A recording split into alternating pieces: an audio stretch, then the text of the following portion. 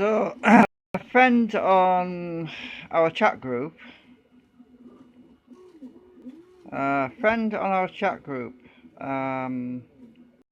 just trying to check this is working, told me about these masks that you can get off Thingiverse, right? I'm just trying to get my camera set up on here. Right, so I thought, oh brilliant, I can 3D print my own filter mask. So that's what I've done. Now, there's a lot of talk about the fact that masks need to be fitted properly. Well, this mask, I soaked it with acetone and it made it very soft. So what I did basically was hold my breath because it stunk of acetone. So I held my breath, I stuck it on my face and I squeezed the nose and all the way around, and then I blew. I put my hand over the end to block the hole, and I basically breathed out. And when you breathe out, that's when you get the most leakage. And I just checked to see where it was leaking, and I squeezed it onto my face. And my face is hot, it's warm, so it dried it out a lot quicker when you go on your face. And when I breathed out, then I took it off my face, I left it to dry for a bit. Then I put it back on my face, tested it, and it's a perfect seal on my face. So it's basically moulded to my face now. And it's working. So anyway, well, I haven't printed all the parts yet. I've still got the filter part to put in. And at the moment, I'm just about to, I've got one of the standard disposable throwaway masks, and I took the elastic off it.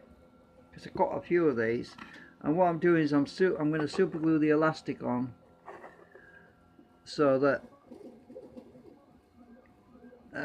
let's see, I'm just going to super glue it on for now.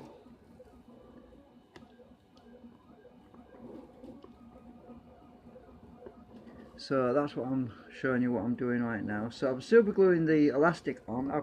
I've cut the elastic into two pieces because now these elastics go around the back of the ears, so it doesn't have to go around the back of my head like it normally would, which is better because it's supposed to go around the back of your ears anyway. So I thought I might as well live stream this so you can see what's going on. Oh, I need something to push that through into there, so I'm going to use my little syringe thingy to push it through. If the elastic was a bit longer I could tie knots on it, but I decided I'm just going to super glue it on for now. If I need to change the elastic at some point, it's not a biggie. Actually I need my knife I think, because this thing's not packing it. Right, I'll stick it through. Come on, get in. There we go. So just fold it over the end, put a bit of super glue on it,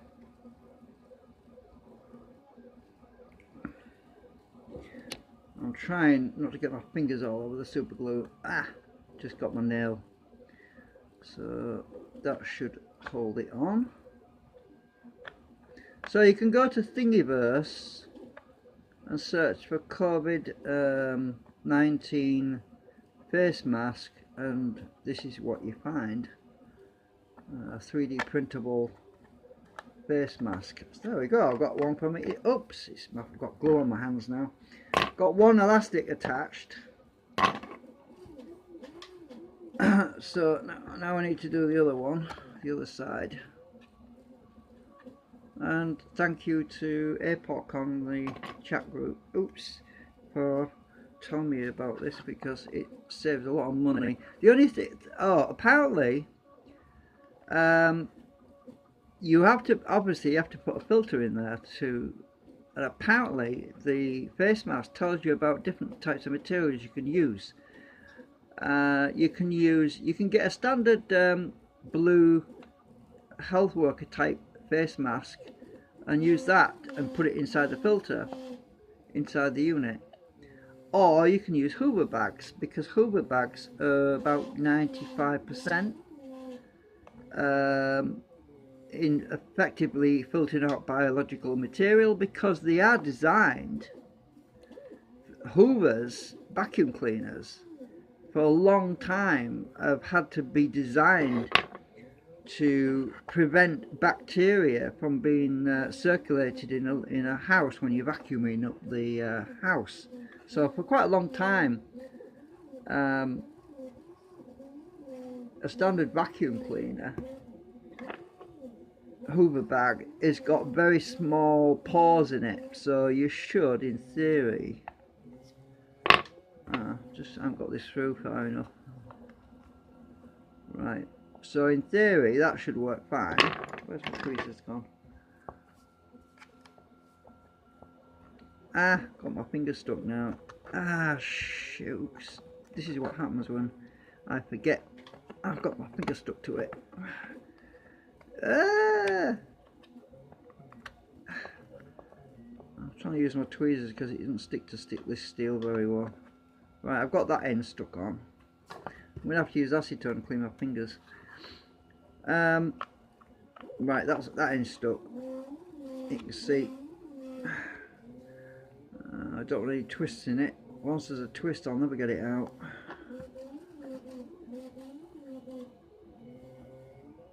I'll stick this other end through.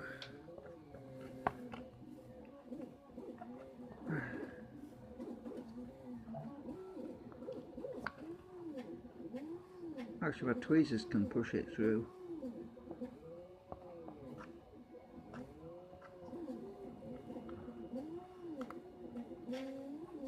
Right.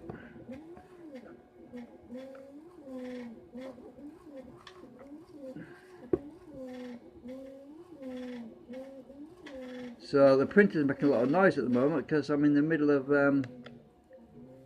printing the other parts for this mask. Oops.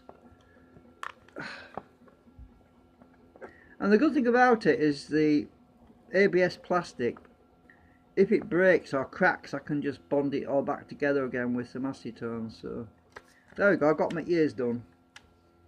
Right, I don't want to super glue it to my face, so I'm making sure there's no glue on the inside.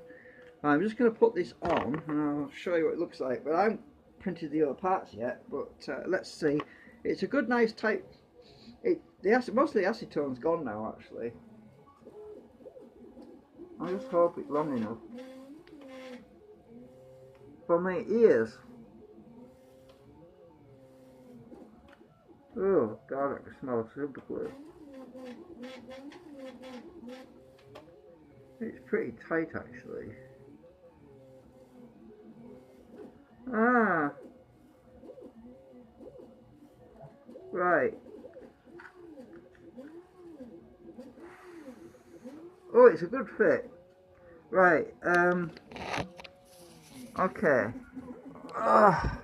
So I've got it on my face. I watch you, listen. You can hear it making a noise. It's a good seal, that. It works. I just need the rest of it done now. You can hear it farting at me. Where's the microphone on here? Listen to this. That's how good a seal it is. So it definitely is a good seal. That's what I'm blowing out, by the way. When I'm breathing in, which is the important part, it will not leak. But I don't want to breathe in because I don't want to breathe in the fumes, so I'm taking it off my face now. Right. It definitely has a good seal, so that's good. So I'm just going to let the glue dry, but that was pretty tight actually on my ears. This elastic is needs to be a bit longer, so what I'll probably have to do is go through my drawers looking for old clothes I've got kicking about and probably nick some elastic out of there. I think that's what I'm going to do rather than sabotaging all my other masks. So you never know what I might need them, you see. I just thought that the elastic would be long enough, but it's a little bit too short. Now the problem is most of the shops are shutting where I live because of the lockdown. So I'll have to either order the elastic on the internet or just basically look for some old clothes and nick the elastic out of those. The trouble is the elastic might be a little bit too... oh, I'll ask my neighbour, she might have some elastic. Yeah, that's the point, she's always sewing. Yeah, do that. My neighbour's always sewing, I could ask her if she's got some elastic. Yeah, we'll do that. Anyway, this is a good seal. You heard it make a noise when I blew through it, when I covered the hole on the end. So, yeah. So I acetoned it and sealed it so it's airtight. So the only place that the air can go through will be the filter that I'm printing at the moment. And the other parts, well, I've got to use something. Alright, these are the parts I'm currently printing for the unit, which is going to be a while. Actually, it's at 81%, so it's not far off. So we're about 81% printing the parts, so the rest of the parts. Well, I don't know which. I don't know if there's any more parts I need, but I thought I'd do an update. Oh, and another thing, Google has. I'm still using Windows XP on the computer, so Google has locked me out from being able to edit my videos and put subtitles on there. The only place I can do that is on my phone, and it's a pain in the ass. So that's the reason why I haven't updated the title recently, because Google is forcing me to go on to Studio. Well, Studio doesn't work on my computer. So I've gone into my firewall settings and blocked Studio anyway, because it doesn't work. It just gives me a load of crap about, oh, we do not support your browser, you need to install a newer browser. I can't install a newer browser, Google, because I'm on XP and the latest version of the browser is the one I've got installed. It will not install a newer version. It won't let me because it says you need to upgrade your operating system. Well, I'm not upgrading my operating system because I don't like Windows 7, I don't like Windows 10, I don't like all the backdoors and spyware and keyloggers that Microsoft put in there. So yeah, you're not forcing me up to upgrade. I'll just have to try and do it on my phone, or just go on to Linux. So yeah, I don't like being led by the nose, and that's what I've basically been done right now by Google, basically telling me to do something I don't want to do. Well, they can just shove it. Anyway, I think it's not very nice that they just keep pushing and pushing and pushing the envelope when we don't want to go somewhere where they want us to go. Anyway, I've done the mask. The elastic's a little bit short, but yeah, at least the mask fits me anyway.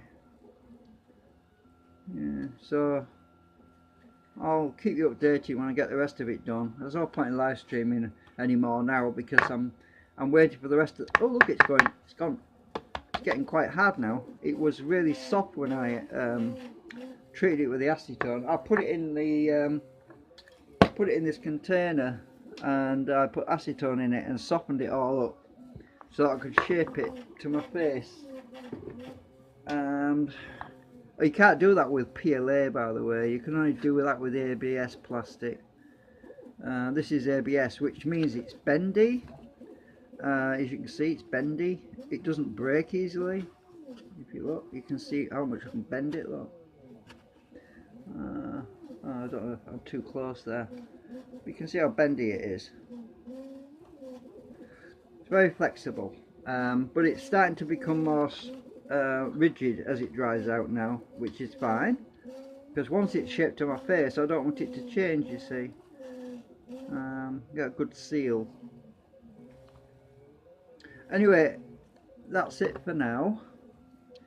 I'm not saying I will need it, but if things get really, really bad, you know, if this COVID gets more bad, and yeah, it's just an idea to have this mask, and it will make me feel a bit safer as well. I've noticed one or two people in where I live walking around with masks on, and you can use different types of material.